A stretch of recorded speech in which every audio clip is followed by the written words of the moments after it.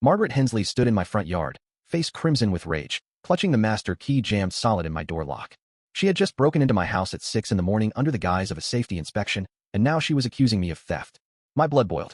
6 months of enduring this insane HOA president, from ridiculous fines to now illegal breaking and entering. But today she had gone too far. She had no idea who she was dealing with. The moving truck had barely pulled away when she appeared. Margaret Hensley stood at my front door with a clipboard clutched against her chest like armor, her steel gray hair pulled back in a style that suggested military precision.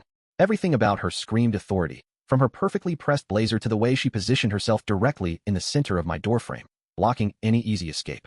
"Mr. Donovan," she announced before I could even say hello. "I'm Margaret Hensley, president of the Willow Creek Estates Homeowners Association. We need to discuss your compliance with community standards." I blinked at her, still holding a box labeled tax files that contained my personal accounting supplies. After 3 years of freelance bookkeeping, I had finally saved enough to buy my first house in what seemed like a quiet suburban neighborhood.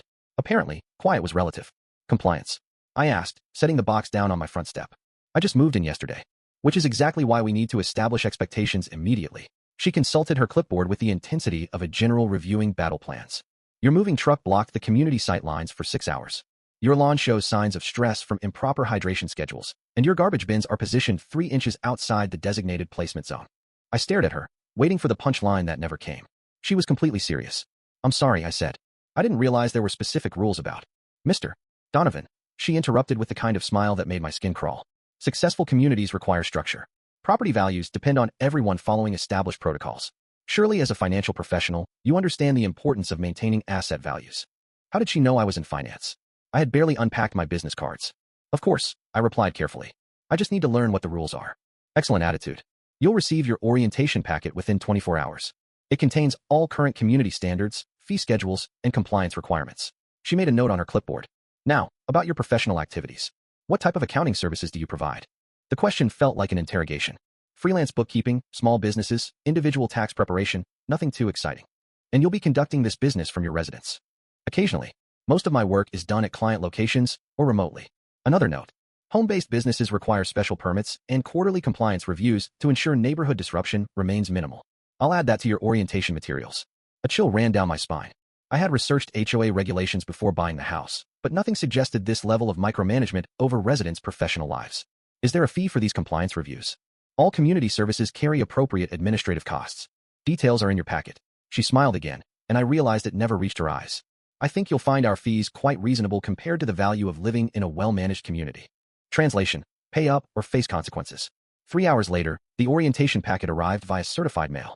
47 pages of single-spaced regulations covering everything from lawn mowing schedules to approved paint colors to noise ordinances that seemed designed to criminalize normal human activity. The fee schedule read like a menu of pressure points: administrative reviews, monitoring costs, community enhancements, and a catch-all neighborhood harmony charge the board could impose whenever it wished. I was still reading when my doorbell rang again. This time it was an elderly woman with kind eyes and nervous hands. "I'm Eleanor Brooks," she said quietly, glancing around as if afraid of being overheard. "I live 3 houses down. I wanted to welcome you to the neighborhood." "Thank you. I'm James Donovan." I hope Margaret wasn't too overwhelming earlier. She means well, but she can be rather intense about community standards. The way she said it suggested years of experience with Margaret's intensity. "She certainly seems thorough," I replied diplomatically. Eleanor's laugh was bitter. "Thorough is one word for it. A few pieces of advice, if you don't mind. Pay whatever fees she asks for immediately. Never question her authority in public, and don't try to organize other residents to oppose her decisions. Trust me on this." "What happens if someone doesn't follow her rules?" Eleanor's face went pale. "The Millers found out last year. They questioned a $500 fine for having their Christmas decorations up past January 2nd. Margaret made their lives miserable until they moved. Constant inspections, escalating fines, harassment about every tiny violation. She has ways of making people's lives very unpleasant." After Eleanor left, I sat in my kitchen reading the HOA documents more carefully. The language was dense and intimidating, filled with legal-sounding phrases that granted the board sweeping authority over residents' daily lives. But something felt wrong about the whole structure. The fees seemed excessive, the penalties disproportionate, and the enforcement mechanisms strangely punitive. That evening brought another visitor, Richard Harlan, a distinguished man in his 50s with the bearing of someone accustomed to leadership. "Welcome to the neighborhood," he said, extending his hand. "I'm Richard Harlan, retired from the military. Thought I'd stop by and introduce myself. James Donovan, thanks for coming by. Mind if I ask what you think of our HOA president?" I hesitated, remembering Eleanor's warnings about opposing Margaret publicly. "She seems very dedicated to community standards." Richard laughed grimly. "Diplomatic answer, smart. Margaret has transformed this neighborhood into her personal kingdom over the past 3 years. People are afraid to speak up because she's proven she can make life hell for anyone who challenges her. Eleanor Brooks mentioned something similar. Eleanor's one of the good ones. She's lived here for 20 years, back when this was actually a friendly community where neighbors helped each other. Now everyone's afraid to put a foot wrong. Richard looked around my living room, taking in the boxes and sparse furniture of someone just starting over. Can I give you some advice? Don't try to fight her alone. She's too well entrenched, too skilled at using the system against people. Keep your head down, pay the fees, and try not to attract her attention. After he left, I poured myself a drink and contemplated my situation.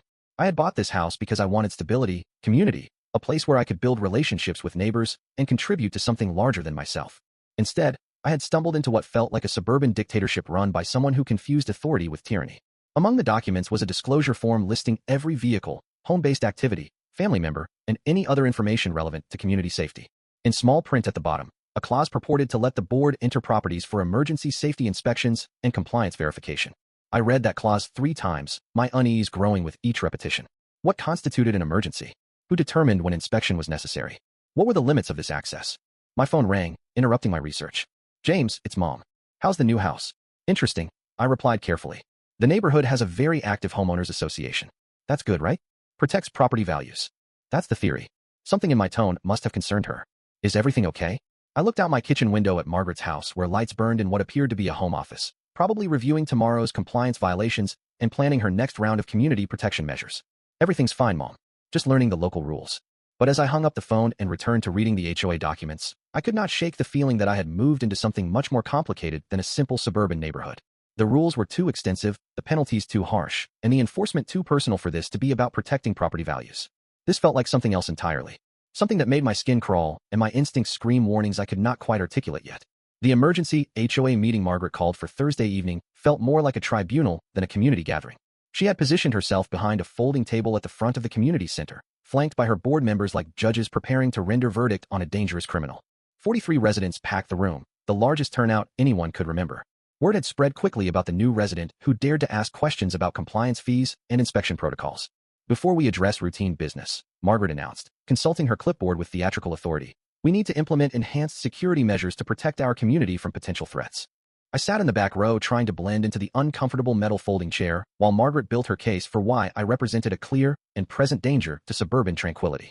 Recent events have demonstrated that our current oversight procedures may be insufficient to identify residents who pose risks to community safety and property values. Therefore, the board is implementing the Master Key Security Protocol effective immediately. Eleanor Brooks raised a trembling hand. What does that mean exactly? All residents will provide spare house keys to the HOA office for emergency safety inspections. This ensures we can respond quickly to potential security threats, welfare checks, and compliance violations that might otherwise go undetected. The room erupted in murmurs of confusion and concern. Richard Harlan leaned forward in his chair, his military bearing obvious even in civilian clothes. Margaret, what's the legal basis for this requirement? Her smile could have frozen water. Richard, I understand your military background makes you suspicious of authority, but civilian communities operate under different principles. We're implementing these measures under County Safety Statute 774B, which grants homeowner associations emergency access rights for community protection. I had no idea if such a statute existed, but it sounded official enough to intimidate most people into compliance. Could we see the actual text of that statute? I asked, keeping my voice polite and curious rather than challenging. Every head in the room turned toward me. The temperature seemed to drop 10 degrees as Margaret's predatory attention focused on the troublemaker who dared to question her authority twice in 1 week. Mr. Donovan, she said with the particular sweetness that preceded character assassination. I realize you're new to community living. Perhaps in your previous arrangements, you weren't familiar with how responsible neighborhoods protect property values and resident safety. The pause before arrangements was deliberate, designed to suggest something shameful or questionable about my background. Scattered applause from her supporters reinforced the message. Comply or become a target.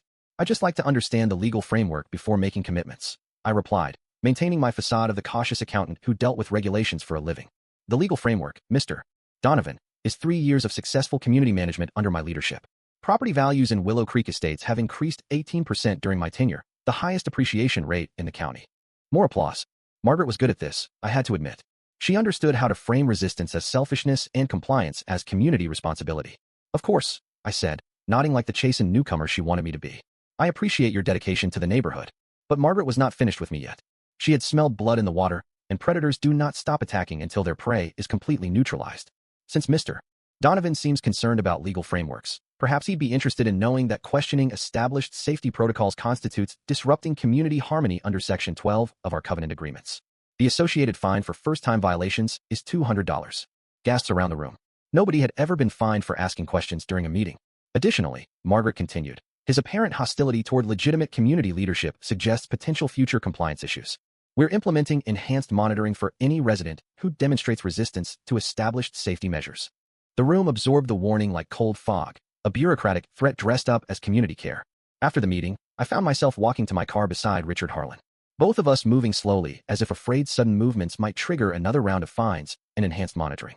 James, he said quietly, that was either very brave or very stupid. Probably both. She's going to make your life hell now. You understand that, right? I did understand. I had seen bullies before, though rarely ones with legal authority and community support backing their personal vendettas. Richard, can I ask you something? Has anyone ever successfully challenged her, filed complaints with the county, contacted regulatory agencies, anything like that? His laugh was bitter. The Millers tried last year, filed complaints with the county attorney's office, contacted the state real estate commission about her business practices, even reached out to local media. Know what happened? I'm guessing nothing good. Harassment escalated until they could not take it anymore. Constant inspections, escalating fines for imaginary violations, anonymous complaints to code enforcement about their property maintenance. They sold their house at a loss just to escape. The next morning brought the first invoice. $200 for disrupting community harmony and questioning established safety protocols. The bill included detailed payment instructions and a note that failure to pay within 10 days would result in lien placement against my property. I paid it immediately, not because I owed it. The charge was completely arbitrary and probably illegal, but because I was starting to understand Margaret's psychology. She needed to win, needed to dominate, needed absolute acknowledgement of her authority. Resistance just made her escalate further. Over the next 2 weeks, I gave her everything she wanted. I surrendered my spare house key without argument. I paid the $50 key processing fee and the $75 enhanced monitoring setup cost without question. When she scheduled my first safety inspection for the following Monday, I thanked her for her diligence in protecting the neighborhood. Playing the defeated resident was not hard.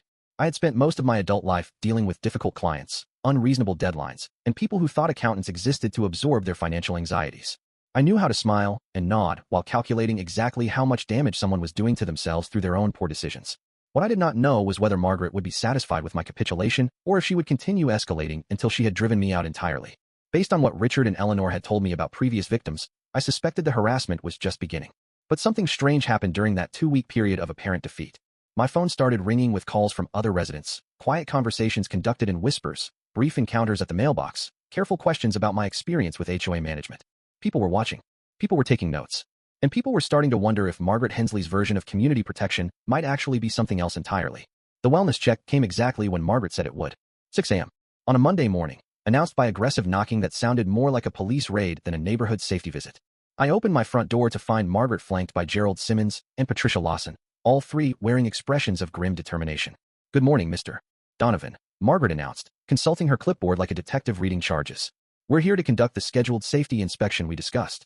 I stepped aside, rubbing sleep from my eyes and trying to project the image of a confused resident who had no idea what was happening. Of course, come in. The transformation in Margaret's demeanor was immediate and unsettling.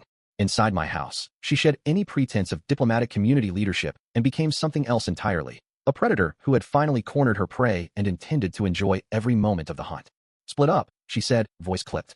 Basement, office, main rooms, document everything. I watched them spread through my house like an occupying army, opening closets, rifling through drawers, photographing anything that caught their attention. Every movement was deliberate and invasive, designed as much to intimidate as to investigate. My accountant training had taught me to document everything, so I followed them quietly with my phone, recording their systematic violation of my privacy. If this was how Margaret conducted safety inspections, I wanted evidence of exactly what that looked like. Mr. Donovan, Margaret called from my bedroom. What's in this locked filing cabinet? Personal tax records and client files. Confidential business documents. I'll need you to open it. Community safety requires transparency about potential risks. My stomach clenched. Those files contained real client information, social security numbers, financial records, sensitive business data that I was legally obligated to protect. Opening that cabinet would violate my professional responsibilities and potentially destroy my reputation as a trustworthy accountant. Margaret, those are confidential client files. I can't legally show them to anyone without proper authorization. Her smile was sharp and predatory. Mr. Donovan, I'm not anyone. I'm the duly elected president of your homeowners association, conducting a legitimate safety inspection under established community protocols.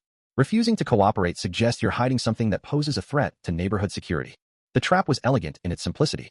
comply and violate client confidentiality, or resist and confirm her suspicions that I was hiding dangerous secrets. Either choice gave her ammunition for whatever came next. I understand your position, I said carefully. But I have legal obligations to my clients that supersede HOA authority. I can't open those files without violating professional ethics. Professional ethics? Margaret's voice rose with righteous indignation. Mr. Donovan, community safety trumps your business concerns. If you have nothing to hide, you should welcome the opportunity to demonstrate your trustworthiness. Gerald, she called sharply. Call 911. Tell them we have a resident refusing to comply with legitimate safety inspections, possibly concealing materials that pose community risks. My blood went cold. She was actually going to call the police because I would not violate client confidentiality during an HOA inspection. 20 minutes later, 2 city police officers stood in my living room looking like they would rather be anywhere else. Officer Martinez appeared to be a veteran with tired eyes. Officer Jenkins looked young enough to be fresh out of the academy. Officers, thank you for responding so quickly, Margaret announced with practiced authority. I'm Margaret Hensley, president of the Willow Creek Estates HOA. Mr. Donovan is refusing to comply with legitimate safety inspection protocols, and we're concerned he may be concealing materials that pose risks to community welfare. Officer Martinez examined the scene with professional skepticism. 3 HOA officials clustered around a filing cabinet, 1 confused-looking resident in pajamas, and absolutely no evidence of any actual emergency. Ma'am, he said carefully, can you explain the specific safety concern that requires immediate access to Mr. Donovan's private documents? Officer, Mr. Donovan has been exhibiting suspicious behavior since moving to our community. Late-night activities, resistance to established protocols, and now refusal to demonstrate transparency during routine safety inspections. Mr. Donovan, Officer Jenkins addressed me directly. Did you consent to this inspection? I let them into my house, I said carefully. But I didn't consent to them searching through confidential client files. Those documents contain sensitive financial information that I'm legally required to protect. Officer Martinez's expression shifted subtly. The tired look in his eyes sharpened into something more alert and focused. Ma'am, homeowner association authority doesn't typically extend to searching residents' private business documents. Can you show me the specific legal provision that grants you this access? Margaret fumbled through her clipboard, producing a document that looked official but felt improvised. HOA Covenant Section 15A grants the board emergency inspection rights to ensure community safety and prevent activities that might damage property values. Officer Martinez read the document carefully. Ma'am, this appears to be an internal HOA policy, not a legal statute. Private community covenants can't override constitutional protections against unreasonable search and seizure. Constitutional protections? Margaret's voice climbed toward hysteria. Officer, this is private property governed by homeowner association regulations. Mr. Donovan signed agreements accepting our authority when he purchased his residence. That's not how constitutional law works. Officer Martinez replied firmly. Homeowner associations can enforce legitimate community standards through civil procedures, but they can't conduct warrantless searches of residents' private documents. I watched Margaret's mask slip as she realized her careful legal fiction was crumbling under actual legal scrutiny. The confident authority figure was being replaced by something uglier, a bully whose bluff had been called. Officer, you clearly don't understand how residential communities operate, she said with barely controlled anger. I've been protecting property values and resident safety for 3 years. I know exactly what my authority allows. Then you should know it doesn't allow this, Officer Martinez said quietly. Mr. Donovan, you have grounds for filing harassment charges if this pattern continues. I recommend documenting any future incidents. After the officers left, Margaret stood in my living room vibrating with frustrated rage. Her perfect plan had been derailed by inconvenient facts about constitutional law. This isn't over, Mr. Donovan, she said quietly, gathering her clipboard and her accomplices. Community safety requires vigilance, and I'm very good at staying vigilant. The threat was clear and unambiguous. I had humiliated her in front of witnesses, forced her to retreat when she had expected complete victory. In Margaret's world, that kind of defiance demanded escalating consequences. As I watched them leave, I realized I had crossed a line from which there was no return. Whatever came next would be worse than wellness checks and safety inspections. Margaret Hensley had declared war on me, and she had resources I was only beginning to understand. The legal assault began exactly 48 hours after the police left my house. A certified letter arrived Wednesday morning, delivered by a process server who looked like he would rather be anywhere else. The envelope bore the letterhead of Morrison Clark and Associates, HOA Legal Services, and inside lay Margaret Hensley's declaration of war. The letter screamed in bold, notice of violation and cease and desist. It accused me of vague safety and standards breaches and stacked civil penalties that added up to $8,700 due within 30 days with a lien threat if I balked. I stared at the document in my kitchen, coffee growing cold. As a freelance accountant, $8,000 represented nearly 3 months of income. Money I did not have for arbitrary fines based on fabricated violations. But something about the legal language felt wrong, too aggressive, too divorced from legitimate regulatory frameworks I had encountered professionally. This felt like extortion disguised as community management. I called a lawyer. Peterson Legal Services. How can I help you? I need help with HOA violations. I think I'm being harassed by my homeowners association president. 5 minutes later, this is Mark Peterson. What's your situation? I explained the escalating conflict with Margaret, the illegal search attempt, police involvement, and the $8,000 fine that appeared after I had embarrassed her. Mr. Donovan, Peterson said after a pause, this is the third call I've received this month about Willow Creek Estates. Margaret Hensley seems very aggressive in her enforcement approach. Third call. 2 other residents contacted me about similar issues. Excessive fines, harassment, eviction threats for minor infractions. The pattern is concerning. My stomach dropped. What happened to those residents? Both moved rather than fight. Legal battles with HOAs are expensive and time-consuming. Most people lack resources for prolonged litigation. So she wins by default. Often yes. It's cheaper to surrender than fight, especially when HOAs have professional legal representation. That afternoon, I made a choice I did not expect. I let the lawyer's number sit on my desk and authorized payment for the full $8,700. Not because the fines were legitimate, but because I wanted a clean data point in her head. Victory recorded, narrative secured. If her psychology depended on public proof, I would give her the trophy and keep the leverage. The check arrived Thursday morning. By afternoon, word had spread. James Donovan had paid the massive fine without argument. The troublemaker had been broken. That evening, she staged a victory rally at the park. A small crowd, a table of papers, a speech about safety and values. The fine became her trophy. Richard Harlan was notably absent. Smart man. What made the spectacle galling was watching neighbors nod approvingly as Margaret described my capitulation as proof her methods worked. People who had barely spoken to me were convinced I had been some threat to their safety. The psychological manipulation was masterful. Margaret had transformed a privacy rights dispute into community-wide validation of her authority. Friday brought another visitor, private investigator Marcus Reed, who looked like he had stepped off a police procedural. Rumpled suit, tired eyes, persistent curiosity suggesting he had been hired to investigate my background. Mr. Donovan, I'm conducting routine background verification for community safety purposes. Mind answering some questions? What kind of questions? Employment history, financial status, legal issues that might affect neighborhood security, standard due diligence for new residents. I knew Margaret had hired him, but cooperation would serve my purposes better than resistance. Sure, I said, inviting him inside. What would you like to know? For 30 minutes, I answered questions about my accounting practice, financial situation, reasons for moving to Willow Creek Estates. All truthful, all boring, all completely consistent with being exactly what I appeared, a freelance accountant building a quiet suburban life. Reed took careful notes, photographed my business license and certificates, asked pointed questions about employment gaps or unexplained income. Have you been involved in legal disputes, criminal investigations, or professional misconduct allegations? Nothing beyond the current HOA situation, I replied honestly. Your explanation for that situation? I asked policy questions and refused to violate client confidentiality during what felt like an illegal search. Apparently, that makes me a neighborhood threat. Reed actually smiled. Politics get complicated in these communities. After he left, I realized Margaret's investigation would either vindicate my story or confirm her suspicions. Since I actually was a legitimate accountant with nothing to hide, I was confident the background check would support my credibility. What I did not anticipate was how Margaret would react when her expensive investigation confirmed I was exactly what I appeared, a boring financial professional with no criminal history, suspicious associations, or threatening activities. For someone convinced she had uncovered a dangerous infiltrator, learning her target was completely legitimate would require significant psychological adjustment.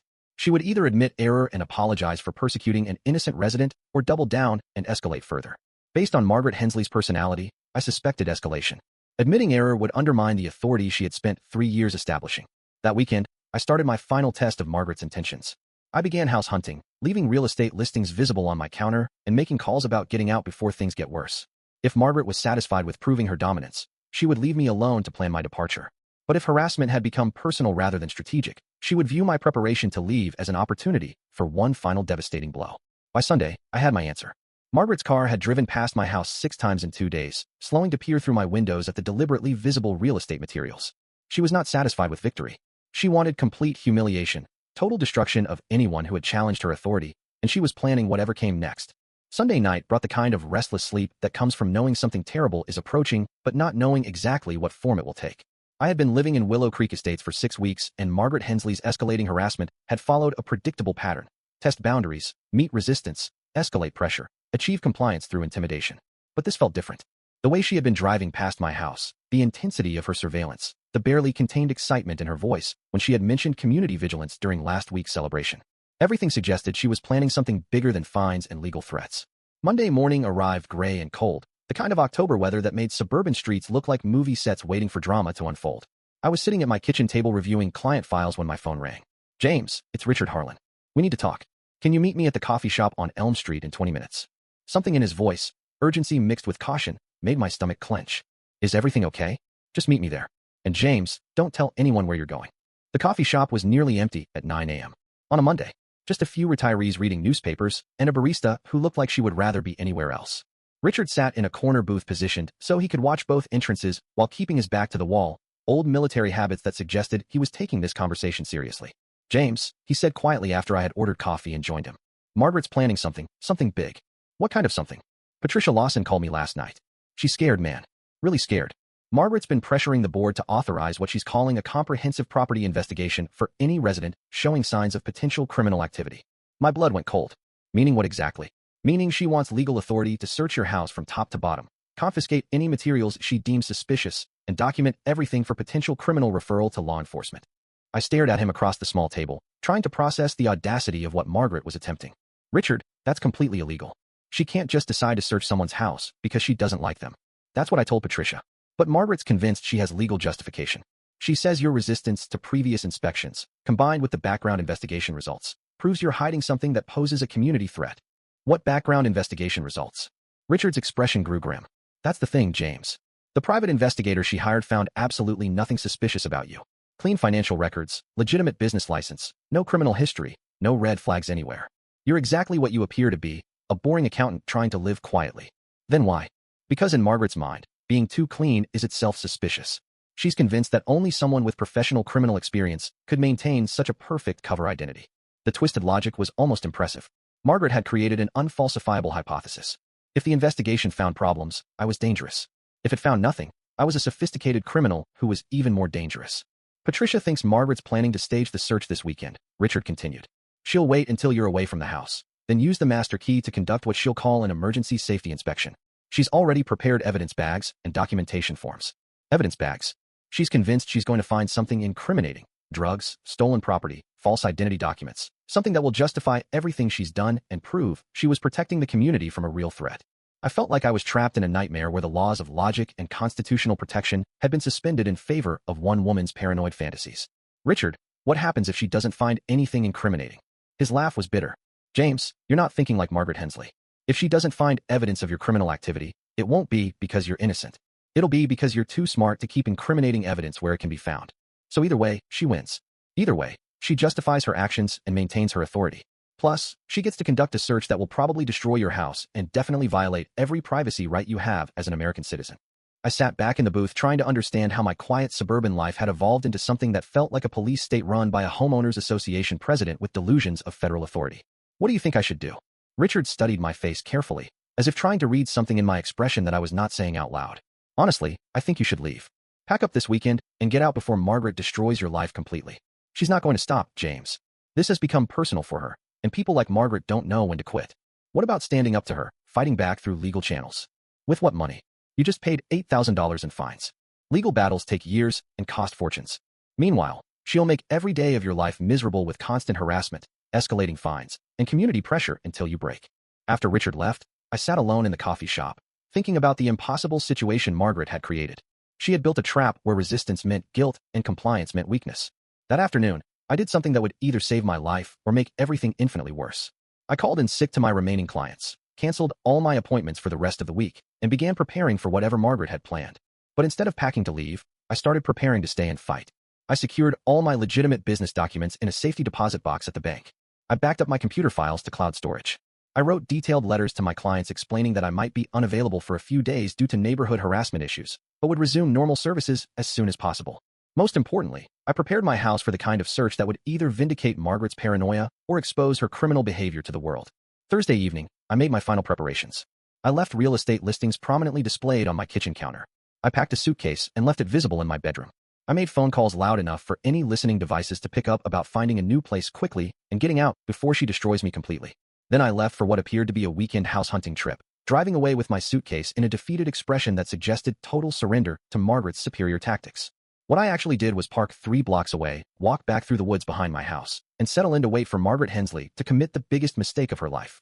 The master key should have slid smoothly into my front door lock. Margaret Hensley had used it dozens of times during her reign as HOA president, entering residents' homes with the casual authority of someone who believed property rights were subject to her approval. But this time, something was different. The key went in halfway and stopped.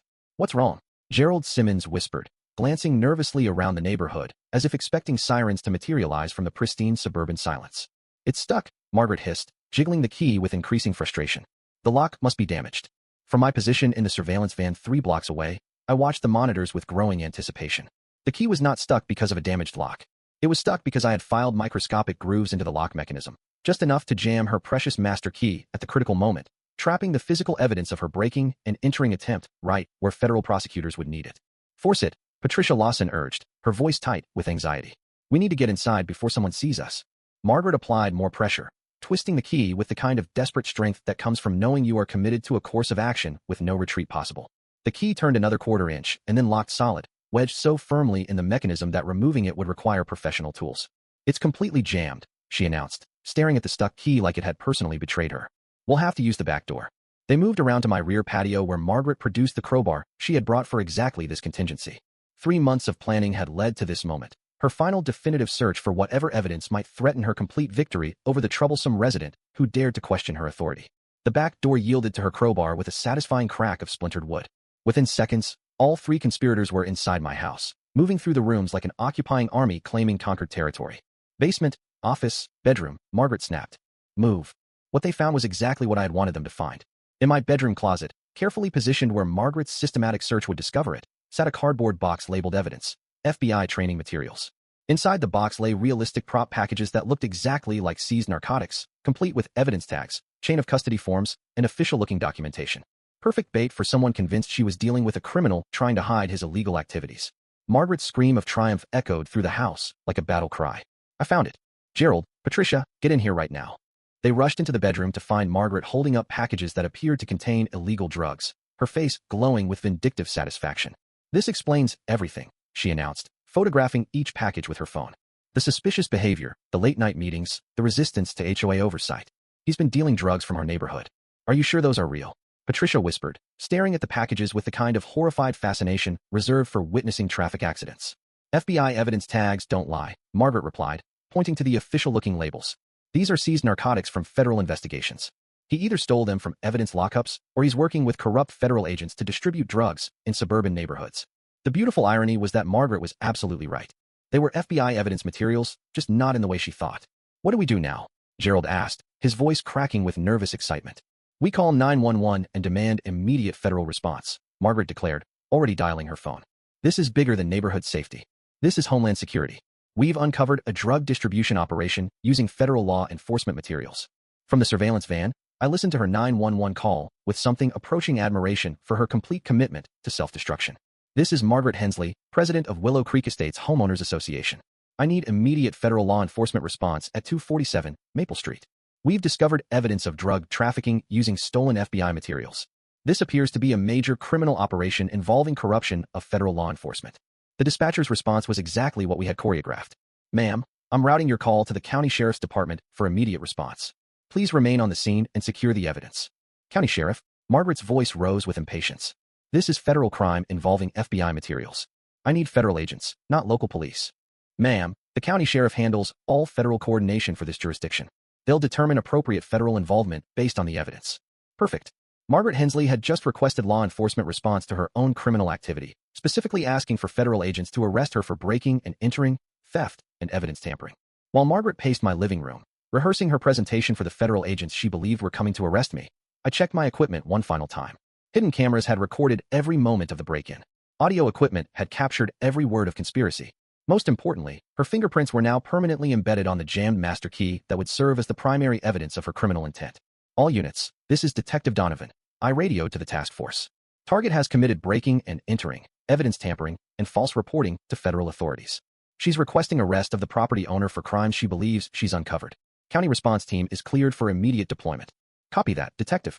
Are you ready for the reveal?"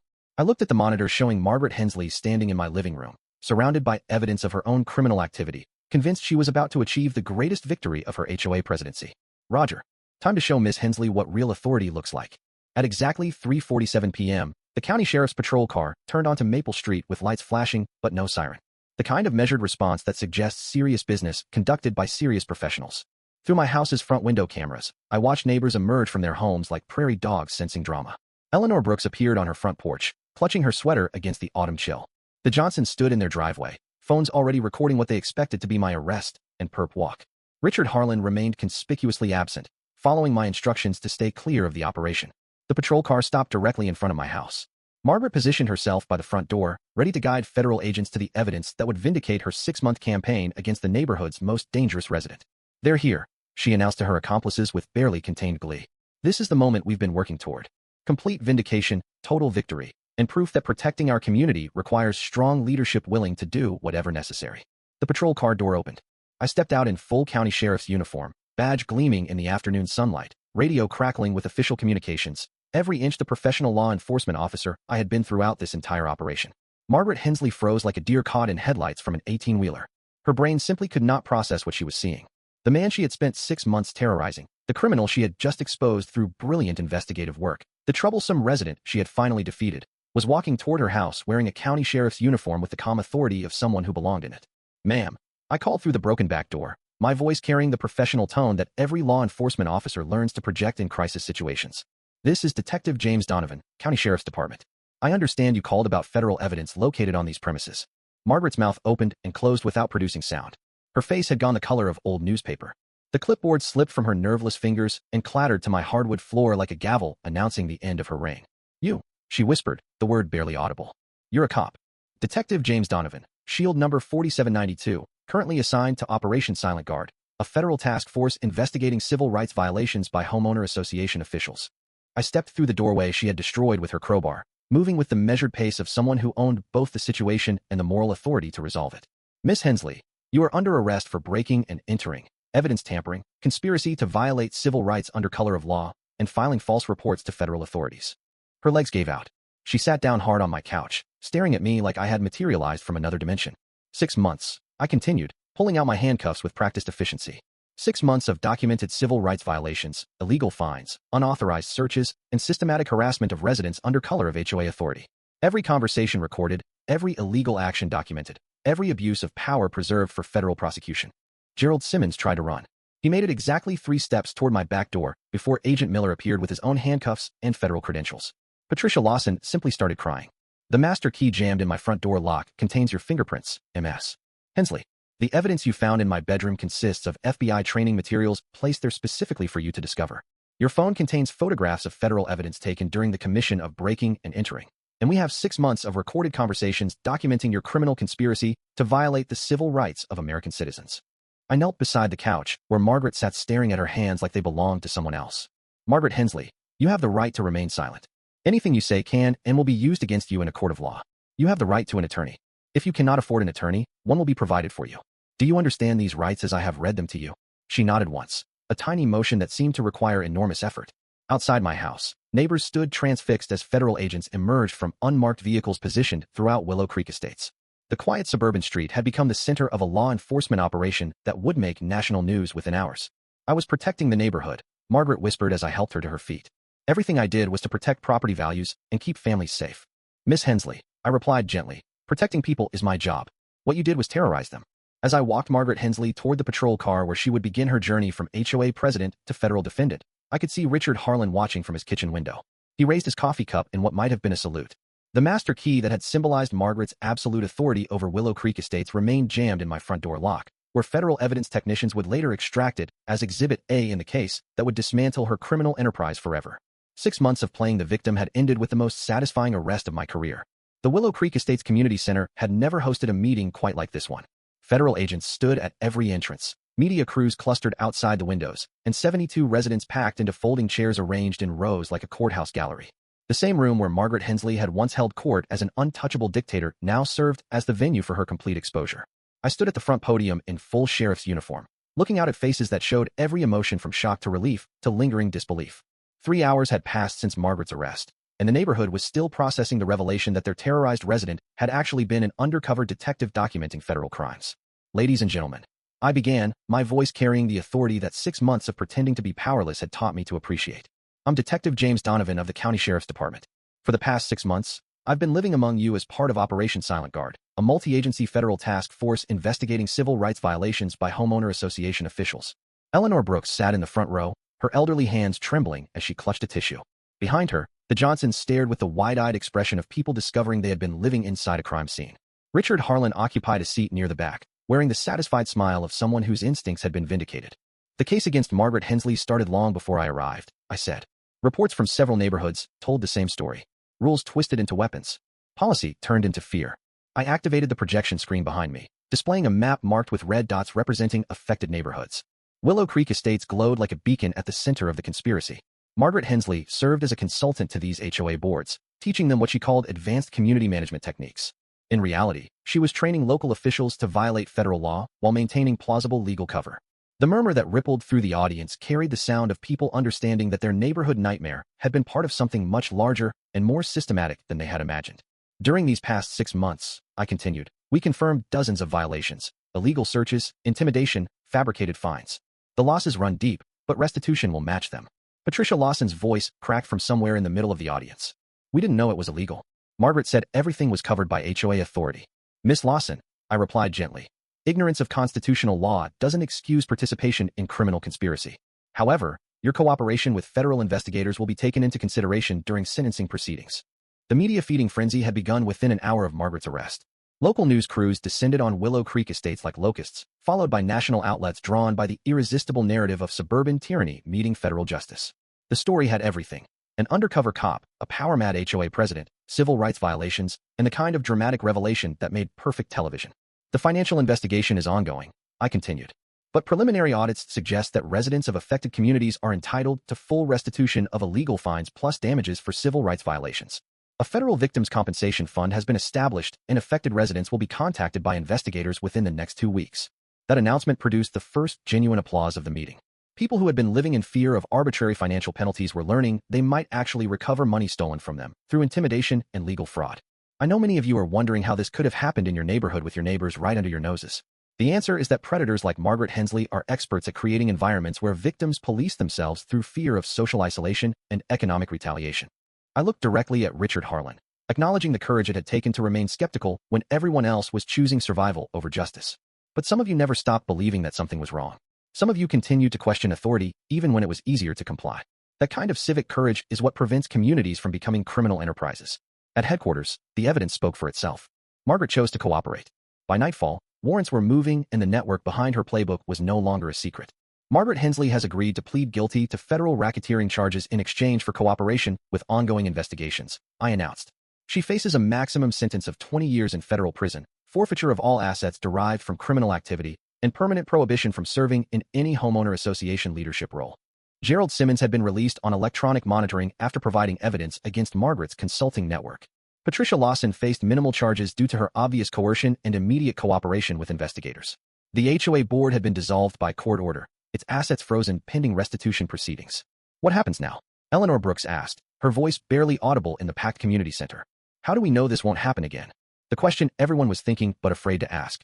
How do you rebuild trust in community leadership after discovering your elected officials were operating a criminal enterprise? The court has appointed an interim management company to handle essential community services while you elect new leadership under federal oversight, I explained. New HOA bylaws will include constitutional protections, financial transparency requirements, and mandatory training on civil rights law for all board members. Richard Harlan raised his hand. Detective Donovan, will you be staying in the neighborhood? I had been offered a promotion to head the federal task force's expansion into other states, the opportunity to continue this work on a national scale, helping other communities escape the kind of systematic abuse we documented here. It was exactly the kind of career advancement every detective dreams about. But standing in this room, looking at faces that had learned to trust again, I found myself thinking about the deeper purpose of law enforcement, protecting communities, not just prosecuting criminals. I've decided to remain in Willow Creek Estates, I announced, surprising myself with the certainty in my voice. The Sheriff's Department has offered me a promotion to the Community Relations Division. I'll be working with neighborhoods throughout the county to prevent the kind of abuse that happened here. The applause was spontaneous and sustained. The sound of people expressing relief that their protector would not abandon them now that the immediate threat had passed. But here's the point, I said when the room quieted. You asked hard questions. You looked out for each other. That is what keeps a street safe. As the meeting ended and residents filed out into the cool evening air, I remained at the podium organizing my notes and contemplated the strange journey that had brought me to this moment. 6 months ago, I had arrived in Willow Creek Estates as an undercover detective investigating civil rights violations. Tonight, I was leaving as a neighbor who had helped his community discover its own strength. Richard Harlan approached the podium as the last residents departed. Detective, can I ask you something? Sure. When did you know Margaret was going to destroy herself? I thought about the question, remembering the psychological profile our analysts had built on Margaret Hensley, her pathological need for control, her inability to accept uncertainty, her fatal tendency to escalate when challenged. The moment she decided I was a threat instead of a victim, I replied, "People like Margaret can't help themselves. Give them enough rope and they'll always find a way to hang themselves with it." The master key that had once symbolized absolute power over Willow Creek Estates now sat in an evidence locker at FBI headquarters, tagged as Exhibit A in a case that would reshape how homeowner associations operated across America. Federal prosecutors were already using our investigation as a template for similar operations in suburban communities nationwide. As I walked home through streets that felt different somehow, lighter, freer, safer, I reflected on the strange irony that had defined this entire operation. Margaret Hensley had spent 6 months trying to drive me out of her neighborhood. In the end, she had succeeded in driving herself out instead.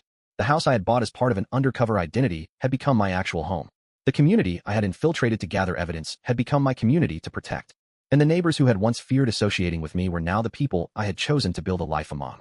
Justice, it turned out, was not just about arresting criminals. Sometimes it was about helping good people remember they deserved better than living in fear. What do you think about all this? Have you ever encountered an HOA president who overstepped their authority? Or do you believe strong leadership is necessary to maintain property values, even if it means bending a few rules? Where do you draw the line between community protection and outright tyranny? Share your experiences and take a stand in the comments below. Your voice matters in these conversations about power, justice, and the quiet battles fought in America's suburbs.